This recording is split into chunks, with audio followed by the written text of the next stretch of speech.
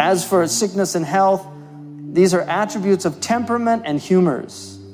وَذَلِكَ مِنْ أَوْصَافِ الْبَدَنِ لَا مِنْ أَوْصَافِ الْقَلْبِ. It's the influence, because we believe in a hylomorphic body. We actually believe that the body and the soul, we're not Cartesian. We don't believe in this separation of the ghost in the machine. We actually believe that there is a profound relationship, which is why our worship is in the body. This is why we believe in the bodily resurrection. So the body is very important to us, and taking care of the body is important to us. And the body will affect the soul, and the soul in turn also will affect the body. So these are important points about that. And this is why traditionally the ulama were also doctors. They studied the humors, they understood people, they studied psychology. It was very important for them to understand the nature. Much of the sickness that we see today, the depression that people have, is because they're too connected to all these machines all the time, and which are having a negative effect on people. And because don't forget, those are radiation, there's vibrations coming out, they're affecting the brain, and the brain synchronizes with them.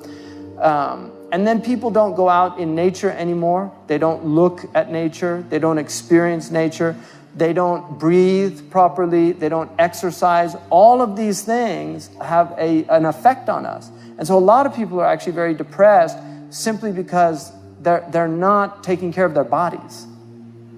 There's a lot of people sick for that reason. And that's why it's very important in our tradition to take care of the body. And health problems are increasing. People are being diagnosed with more and more illnesses every year. And it's interesting that people are getting sick from eating. And Allah subhanahu wa ta'ala created food so that we can get nutrients out of it, so it can improve our health, so it can give us energy. So how can it be that something that Allah subhanahu wa ta'ala put on earth to improve our health is actually damaging our health? The Prophet ﷺ said, "Inna li jasadika alayka haqqa." Your body has a right over you. Now the amazing thing is, this is an age of miracles and wonders, and one of the fascinating things of this time is they have determined exactly what the haqq of your body is. Exactly what it is, down to the calories that you actually need to consume every day, right? And if you look at the amount of calories that you need to consume, you'll see that it's pretty much coherent with the sunnah of the Prophet ﷺ. Most people eat about 3 times to 4 times more than they actually need as fuel to burn energy. In Surah Al-A'raf in the Quran, verse number 31, Allah subhanahu wa ta'ala in the middle of the verse says, وَكُلُوا وَاشْرَبُوا وَلَا تُسْرِفُوا إِنَّهُ لَا يُحِبُّ الْمُسْرِفِينَ. And eat and drink and do not go in excess. Verily, Allah does not love those who overdo it. Imam Ibn al-Qayyim rahimahullah, he comments about this verse, and he says all of a person's health, good health, are in these few divine words. So that means then, perhaps the first problem is how much we're eating. Allah subhanahu wa ta'ala did not design our bodies to consume all the kinds of food and the amounts of food that we're consuming right now. For example, biologically, you only need to eat meat once a week. Your body does not need meat more than once a week. And I believe in eating as pure food as possible. I think Muslims should be semi-vegetarian, because I think the Prophet ﷺ actually did not eat a lot of meat. During the Khilafah of Umar radiallahu anhu, he forbade meat to be eaten 2 days in a row. But we eat meat every single day of the week, and sometimes more than once a day. And we're offended if there's no meat at the table. So what happens? We were not designed to consume so much meat.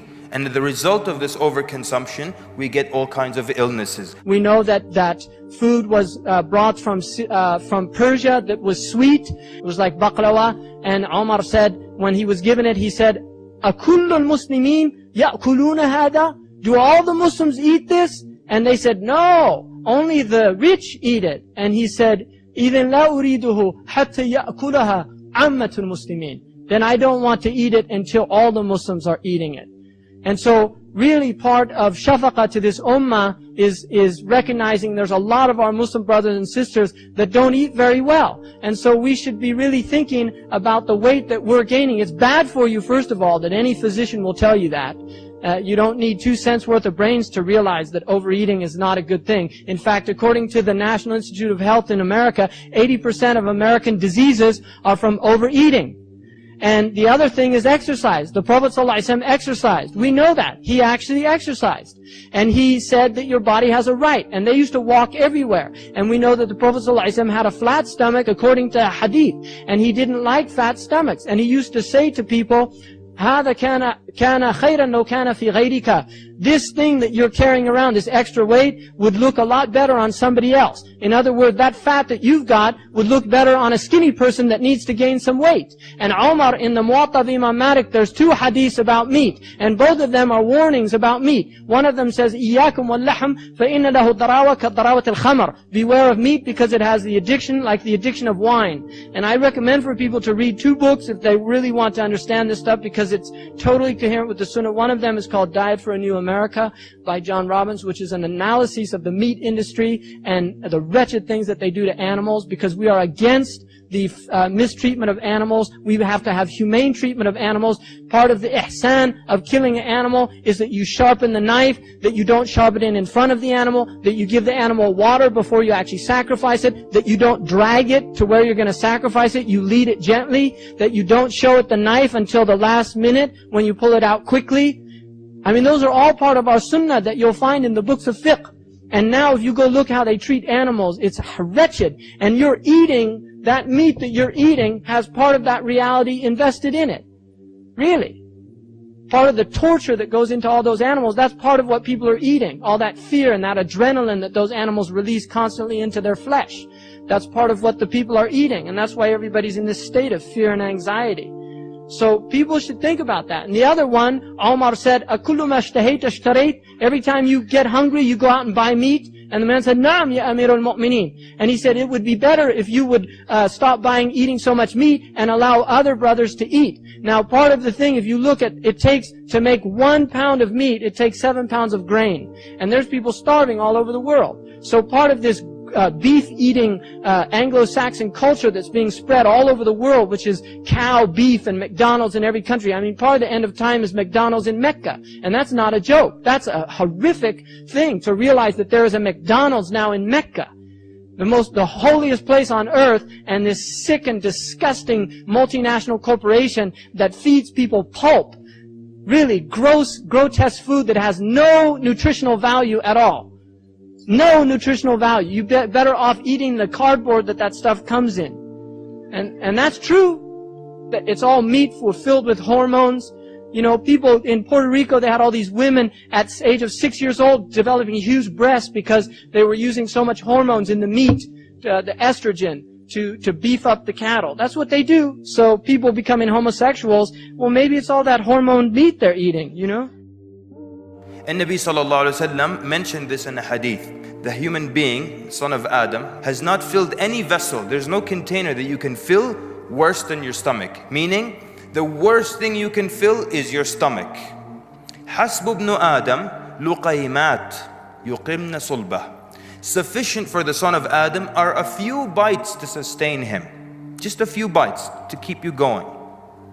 فَإِنْ كَانَ وَلَا بُدْ. If there's no other way and you have to, then فَثُلُثٌ لِطَعَامِهِ وَثُلُثٌ لِشَرَابِهِ وَثُلُثٌ. So then a third for your food, then a third for your drink, and then a third for the air. So the hadith is mentioning this as the maximum that you can do. The maximum you can do. We mention it as if it's the minimum. Yeah, just start with that. No, that's the end. If you have to, there's no other way. Is that how much we consume now? Is that how we eat? How many of us today eat just a few bites to keep us going? Basically, you eat to remain alive. You eat to live. But what happens? We live to eat. All we talk about is cuisine and watch cooking shows and watch eating shows and eating competitions, just about eating, eating, eating. And this is not how much we were intended to consume. It's too much. And so as a result of that, all kinds of illnesses arise. We're supposed to consume just a little bit to contain us. But we eat so much, and if there is just a little bit of air left in our stomach, we become uncomfortable. And we search everywhere for a grape, a banana, something to fill that little gap with. We get ill because we overdo the amounts of food that we eat. You know, now there is an increase in people that are being diagnosed with type 2 diabetes. And it tells you that 1 out of every 3 children will be diagnosed with type 2 diabetes. How do you get type 2 diabetes? Type 1, we all know it. Type 1, where basically your immune system destroys the beta cells. These are the cells in your pancreas that create insulin, produce insulin. Type 1 diabetes, your body destroys these cells. In type 2, these cells are overworked and fatigued, and that's why they die off. Beta cells that create insulin. So basically, when you consume any amount of food, glucose goes into your bloodstream. That's the energy from this food in the form of glucose. It goes into your bloodstream. Once glucose is in your bloodstream, now it needs to leave the bloodstream and go into your muscles, to the muscle tissue. But it can't do that without insulin. So the minute there's glucose in your bloodstream, the pancreas basically starts to produce insulin. Insulin allows glucose to pass from your bloodstream into the muscles, so it's stored there for energy. So then these beta cells that produce the insulin in the pancreas, they start to die off because they're overworked and they're fatigued. What causes them to be overworked and fatigued? How many times and how often is glucose just running through our veins? Constantly, almost all the time. So how much sugar are we consuming? Allah Azza wa Jal, did He design our pancreas to consume and to handle so much sugar? When you drink just a small can of Coke, how much sugar is in that? 39 grams. Okay, first of all, in America at least, we don't use grams. So why is the sugar mentioned in grams? Because people don't understand grams, so they don't know how much is in there. 39 grams in this small can of Coke, that is about 7.5 teaspoons of sugar. And if I put that much in a glass of water, if I just put 2-3 teaspoons of sugar in a glass of water, would you drink it? It's too much. If I put 7.5, would you drink it? You know when you go and get the big gulp, it's full of Pepsi or what have you, and you consume it throughout the day, that has like the equivalent of 100 packets of sugar. Imagine you tear up 100 packets of sugar and you fill that big gulp. Would you do that? Would you consume that? But we drink, sometimes we replace water with Coke and things like that. Too much sugar. Our bodies were not designed for that. So perhaps then, that's the first half of the problem. We're eating far too much. We're eating far beyond what we need. And this is causing damage to our body. That's why. Allah designed it to not cause us harm. It's supposed to do good for us, but it's doing bad because we're overdoing the amounts. Allah Azza wa Jal did not design our bodies to handle that much. The second possible part of the problem is what we're eating and the problems in what we eat. Either what we're eating is straight up harmful or it's just useless. The truth is, there are 2 golden rules here, right? Number 1, if anything, any food, if a man put their hand into it, it's bad. Just that's the general rule. Whatever people, human beings have meddled with, it's bad. In some way or another, or in the long term. The other thing is that nobody cares about you. Nobody. Not the government, not the Food and Drug Administration, not the medical industry. Nobody cares about you. The only one who cares about you is you, yourself. That's the only one who cares. So you have to watch out for these things. They're not going to warn you. With cattle, we have problems with estrogen. So they give them this female hormone, estrogen, and so the cows gain weight and their meat is tender and soft. But what is the problem with estrogen? Nothing destroys it. If you boil the meat, broil the meat, fry the meat, cook the meat, whatever you do with it, it still remains in the meat. If you milk a cow that's been given estrogen, the estrogen is in the milk. If you make yogurt from that milk, it's in the yogurt. If you make cheese from that milk, it's in the cheese. It's a female hormone that we don't want in our bodies. We're getting more and more of it.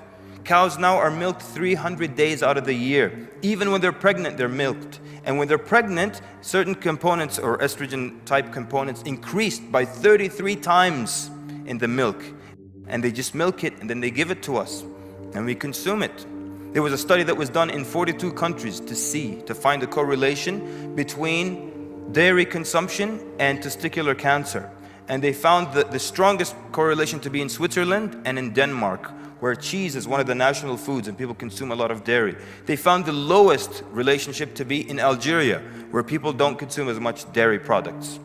So you see then problems all over the place. People engineering food, adding things to food, doing crazy things to food. Mercury, fish.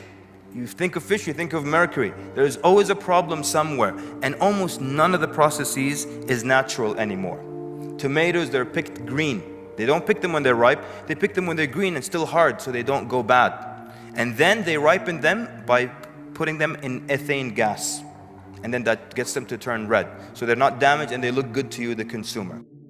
So the answer then, if you can buy organic, eat organic. Decrease the amount of food that you eat. You don't need to eat that much of anything. And if you can grow, of course, grow and be very aware, read, be very conscious of what you're consuming, what you're putting into your bodies. Jazakumullah khairan for your attentive listening. Sallallahu wa barak ala Muhammad wa assalamu alaikum wa rahmatullahi wa barakatuh.